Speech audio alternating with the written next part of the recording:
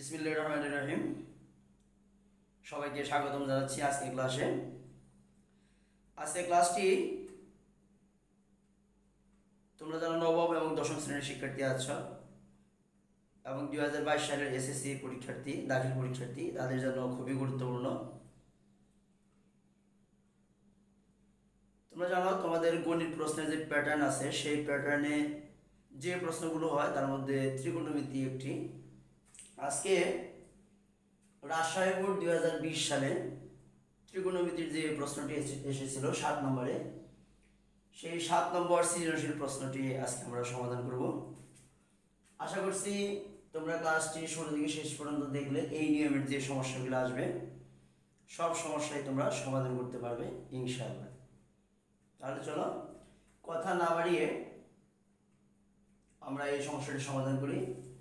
ইতিপূর্বের ক্লাসগুলো যারা পাওনি, আমার চ্যানেলে একটা প্লেলিস্ট আছে, এসএসসি দাখিল গণিত বোর্ড প্রশ্ন সমাধান এই নামে একটা প্লেলিস্ট আছে। সেই প্লেলিস্টে আজ পর্যন্ত যতগুলো বোর্ড প্রশ্ন সমাধান দেওয়া হয়েছে সবগুলো তোমরা একসাথে পেয়ে যাবে। তার জন্য এটা সমাধান করি। আছে sec θ + tan θ = m, আর আছে √6 sin a + b = √3 = 2 cos a - b। কতে বলছে tan 60 - θ = 1/√3 হলে থিটা এর মান নির্ণয় করো। এই ক নম্বর প্রশ্নের সাথে আমাদের উদ্দীপকের কোনো সম্পর্ক নাই, উদ্দীপকের কোনো সম্পর্ক নাই। ক নম্বর বলছে প্রমাণ করো যে cos θ = m² - 1 m² + 1। তাহলে যে যেখানে m আছে তাহলে বুঝতে পারছো তোমরা যে প্রথম যে অংশ আছে, উদ্দীপকের যে প্রথম অংশ আছে, এই প্রথম অংশের সাথে খ নম্বরের সম্পর্ক। উদ্দীপকের এখানে দুইটা অংশ, এখানে দুইটা অংশ, এটা হলো প্রথম অংশ, এটা হলো দ্বিতীয় অংশ। তো প্রথম অংশের সাথে খ এর সম্পর্ক। আর দ্বিতীয় অংশ বলছে sec 4b এর মান নির্ণয় করো। 4b, b যেহেতু আছে দেখো এখানে b আছে, এখানে b আছে, তাহলে গ নম্বরের সাথে এই উদ্দীপকের দ্বিতীয় অংশের সম্পর্ক। তোমাদেরকে এই সমস্যা সমাধান করার আগে সম্পর্কটা খুঁজে বের করতে হবে যে আমি কোন শর্ত থেকে বা উদ্দীপকের কোন অংশ থেকে আমি এটা সমাধান করব। তাহলে আমরা এখানে কি দেখলাম, ক এর সাথে উদ্দীপকের কোনো সম্পর্ক নাই, খ এর সাথে আছে উদ্দীপকের প্রথম অংশের সম্পর্ক, আর গ এর সাথে আছে উদ্দীপকের দ্বিতীয় অংশের সম্পর্ক। চলো এবার আমরা সমস্যাটি সমাধান করি। তো কতে tan θ = এত, আমরা এটা ক নাম্বার দিয়ে থিটা এর মান নির্ণয় করতে হবে। Theta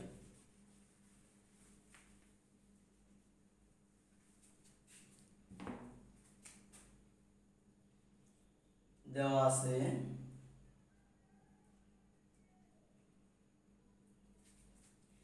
tan 60 - θ = 1/√3। তাহলে আমাদের যেহেতু থিটার মান বের করতে হবে, তাহলে যে কোনো ভাবে আমাদেরকে এই ট্যানটাকে সরাইতে হবে। এখন ট্যানটা কি করতে হবে, সরাইতে হবে। ট্যানটাকে আমরা যদি সরাতে চাই কি করবো আমরা, তাহলে এই পাশে tan 60 ডিগ্রি মাইনাস থিটা, এই পাশে আমাদের আর একটা ট্যান দেওয়া হবে, ট্যান দিয়ে ট্যানকে আমাদের উড়াইতে হবে, অর্থাৎ উভয় পক্ষকে আমরা ট্যান দিয়ে ভাগ করে দিতে পারবো। তাহলে ট্যান কত ডিগ্রি মান, 1/√3। তোমরা এটা নিশ্চয়ই এখন জানো, ট্যান 30 ডিগ্রির মান 1/√3। তাহলে এখন আমরা যে কাজটা করব, এই ট্যান এবং ট্যান উভয় পক্ষ থেকে ভাগ করে দিব, তাহলে থাকবে 60 ডিগ্রি মাইনাস থিটা = 30 ডিগ্রি।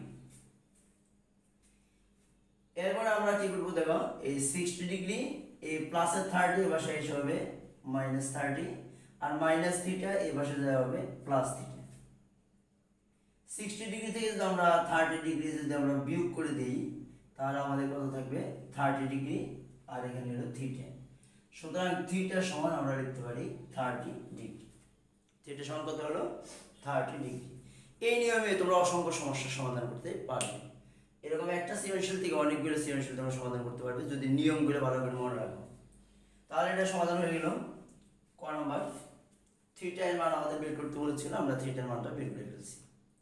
ক নম্বর শেষ। এবার চলো আমরা খ নম্বর সমস্যাটা সমাধান করি। খ নম্বর,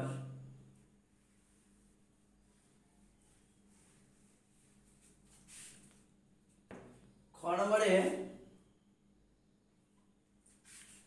কি বলছিল খ নম্বরে বলছে প্রমাণ করো যে cosec theta equal to m square minus 1 m square plus 1 এখানে প্রশ্নটা আছে cosec theta equal to m square minus 1 m square plus 1 cosec তাহলে m এর সাথে যেহেতু সম্পর্ক তাহলে আমরা এই যে m সহ যেটা আছে সেটা আমরা লিখব দেওয়া আছে sec theta plus tan theta equal to m এখানে আমরা সূত্র প্রয়োগ করব sec এর সূত্র 1 cos থিটা tan এর সূত্র 1 ওটা হবে না এখানে sin থিটা cos থিটা তোমরা জানো tan থিটার দুইটা সূত্র আছে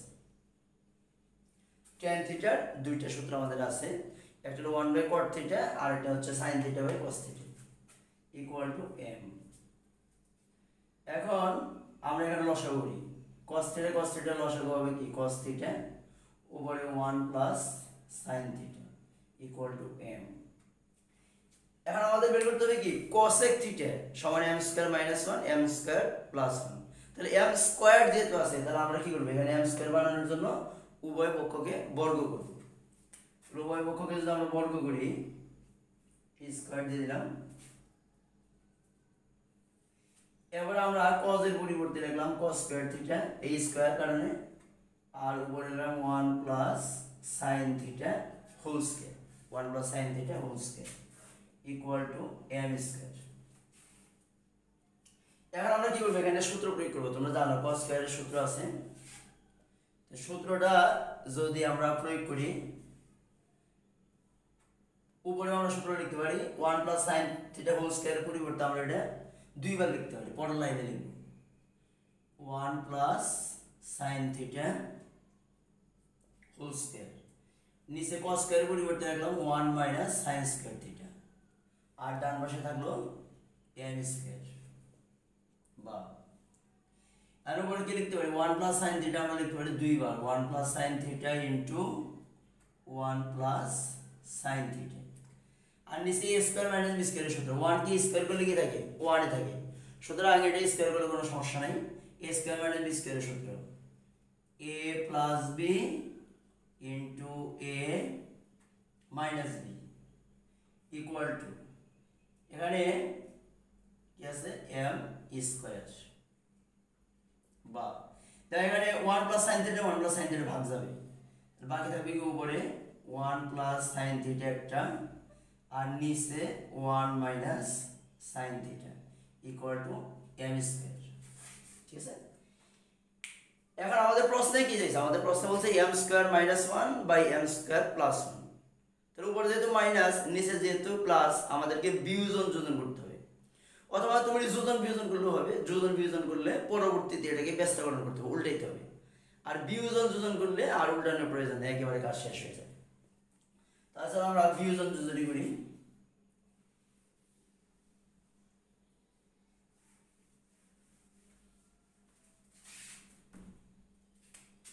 বা বিয়োজন যোজনে দেখো উপরে যেটা আছে একবার উপরে একবার নিচে 1 প্লাস sin থিটা একবার উপরে 1 প্লাস sin থিটা একবার নিচে বিয়োজনের জন্য মাইনাস আর যোজনের জন্য প্লাস আবার এই নিচে যেটা আছে এটা একবার উপরে একবার নিচে তাহলে 1 minus sin theta 1 minus sin theta কিন্তু এই মাইনাসের কারণে মাইনাসে মাইনাস হয়ে যাবে এখানে প্লাস আবার 1 minus sin theta equal to এই m স্কয়ারের নিচে মনে মনে একটা 1 আছে তাহলে আমরা এই উপরে m স্কয়ার উপরে লিখলাম আবার নিচেও লিখলাম বিয়োজনের কারণে মাইনাস যোজনের কারণে প্লাস এই নিচের 1 যেটা মনে মনে ছিল এটা একবার উপরে দিলাম একবার নিচে দিলাম ঠিক আছে এখানে এখানে ভাগ যায় প্লাসের মাইনাসের 1 প্লাসের 1 ভাগ যায় এরপরে মাইনাসের সাইন প্লাসের সাইনও ভাগ যায় এখন আমরা যে কাজটা করব সাইন সাইন যোগ করলে কত হবে 2 সাইন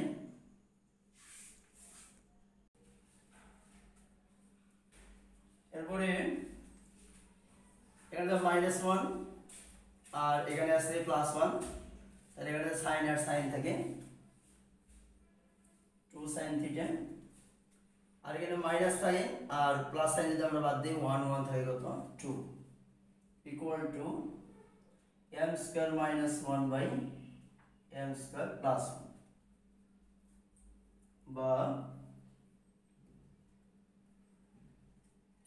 2 আর 2 যদি আমরা বাদ দেই তাহলে sin theta equal to m square minus 1 by m square plus 1। এখন এখানে একটা প্রশ্নে রাজশাহী বোর্ড 2020 সালে 7 নম্বর যে প্রশ্নটা এসেছিল, এখানে একটা গুরুত্বপূর্ণ ভুল আছে। কি ভুলটা? সেটা হচ্ছে প্রশ্ন বলছে cosec theta equal to m square minus 1 by m square plus 1। কিন্তু দেখো আমরা যে সমাধানটা করেছি এখানে কিন্তু cosec আসে নাই, কিন্তু m square minus 1 by m square plus 1 আসছে। তাহলে বোঝা যায় এই প্রশ্নটা কি ত্রুটিপূর্ণ। এই প্রশ্নটা হওয়া উচিত ছিল sin theta equal to m square minus 1 by m square plus 1, অথবা cosec যদি দিতেই হয় তাহলে উপরে হবে প্লাস আর নিচে হবে কি মাইনাস। দেখো cosec দিয়ে যদি আমরা অঙ্কটা করি, sin এর পরিবর্তে 1 by cosec theta m square minus 1 by m square plus 1। এটা আমরা উল্টে দেই তাহলে cosec থিটা ইকুয়াল টু এই cosec উপরে গেল আর এখানে যে 1 ছিল এটা নিচে আসলো, নিচের 1 দেওয়ার প্রয়োজন নেই, তাহলে এই পাশে উল্টে যাবে m square plus 1 by m square কি মাইনাস 1। আর এর आंसर cosec যদি ঠিক থাকে তাহলে আমাকে উপরে প্লাস হবে নিচে মাইনাস হবে, আর যদি উপরে মাইনাস নিচে প্লাস ঠিক থাকে তাহলে আমার কি হবে sin থিটা হবে। তারা যে প্রশ্নটা করেছিল এটা ছিল ত্রুটিপূর্ণ, আমি সঠিকভাবে তোমাদেরকে সমাধান করে দিলাম। এটা বলার কারণ হচ্ছে অনেকের কাছে মনে হতে পারে যে স্যার মনে হয় অঙ্কটা ভুল করে করেছে। না, এখানে অঙ্ক ঠিক আছে, তারা যে প্রশ্ন করেছিল সেটাতেই কি ছিল ত্রুটি ছিল। এবার খ নম্বর প্রশ্নটা সমাধান হয়ে গেল, এবার চলো আমরা গ নম্বর সমাধান করি।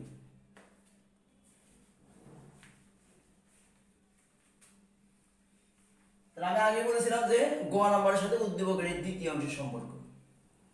প্রথম অংশের কোনো কাজ নাই, এবার দ্বিতীয় অংশের সম্পর্ক গ নম্বরে দেওয়া আছে। আমাদের বের করতে বলছে sec 4b, sec 4b তার মানে কি আমাদেরকে আগে b এর মান বের করতে হবে। কি করতে হবে? b এর মান বের করতে হবে।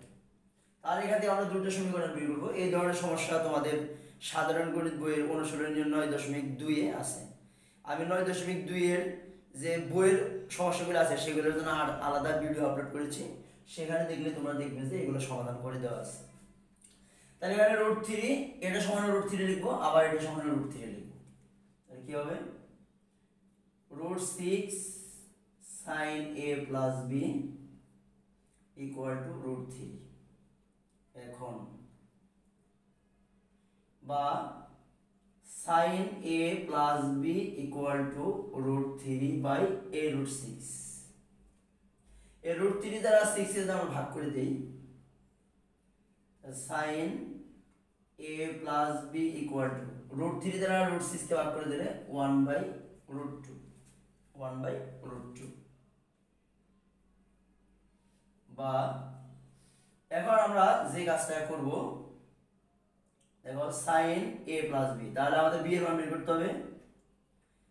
আমরা এই পাশে লিখলাম sin a plus b equal to sin 45 degree.